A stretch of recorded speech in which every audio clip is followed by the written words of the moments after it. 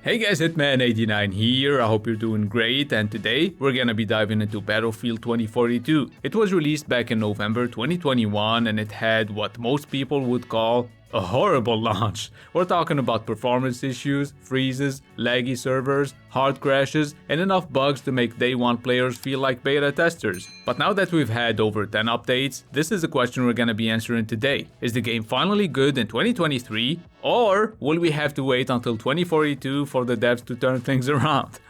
I played the game day one and I hated it. Almost everything about it felt off, plus it lacked some of the most basic features like voice chat or a motherfucking scoreboard, and performance-wise, it used to run like shit. In 2023 though, it runs perfectly on next-gen consoles and it's way better on PC. Keep in mind this is a demanding game, so don't try and play it on an old-ass PC. Oh, and by the way, this review was shot on Series X, but I've also played a little bit on PS5. As you can see, the graphics are great, especially for a 128-player online game. Oh, and most Battlefield fans didn't like the specialist system, so I'm sure they'll be happy to know the old class system is finally back. Well, kinda. Cause they basically had to split specialists into 4 classes: Assault, Engineer, Support, and Recon. Gameplay-wise, they made quite a few adjustments in order to make it work, so they balanced specialists and weapons. For example, the recoilless M5, aka the rocket launcher, used to be weak as fuck, but it's been buffed enough to make the Engineer my favorite class right now. Plus, Liz's guided missile launcher is now more controllable and it can go even farther, so that's just awesome. I mean, I love blowing shit up. Probably because I'm Arab. For real though, you ain't getting these Battlefield moments in any other game. I'm telling you. Explosions everywhere, batshit crazy stuff, oh, and seeing your teammates turn into ragdolls after getting hit by a car and tossed around like they're some kind of bowling pins is always hilarious. This is what I like to see. Me too, brother, me too. Now the good thing about Battlefield 2042 is that when you've had enough multiplayer action, you can switch to the single player campaign. Oh wait, they didn't even bother making a campaign for this one. At least they're selling it for $40, right? Well, thank God it's included with EA Play and Game Pass Ultimate.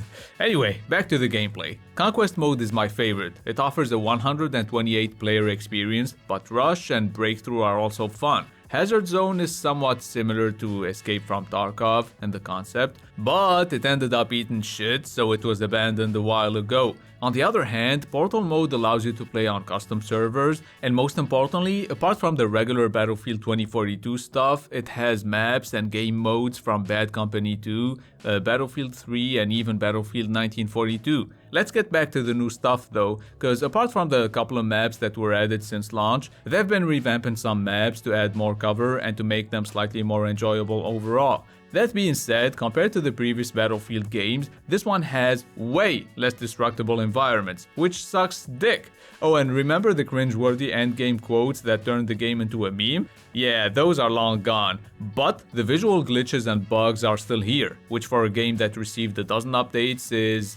what's the word I'm looking for? Shit. Well, I was gonna say lame, but shit is also valid in this case.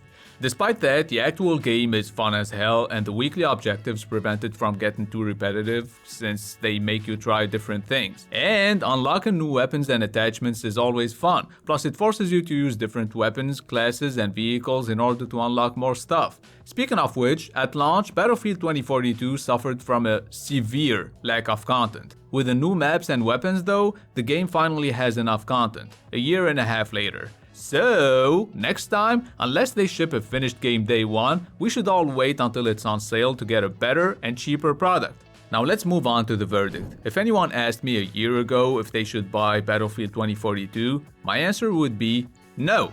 But a lot of things changed since, and I'm really having a blast now. Long story short, Battlefield is back, baby, and it's great. That's why I'ma give it an 8 out of 10. So whether you're a huge Battlefield fan or you're considering playing it for the very first time, I can confidently recommend you get this game now. For cheap, obviously.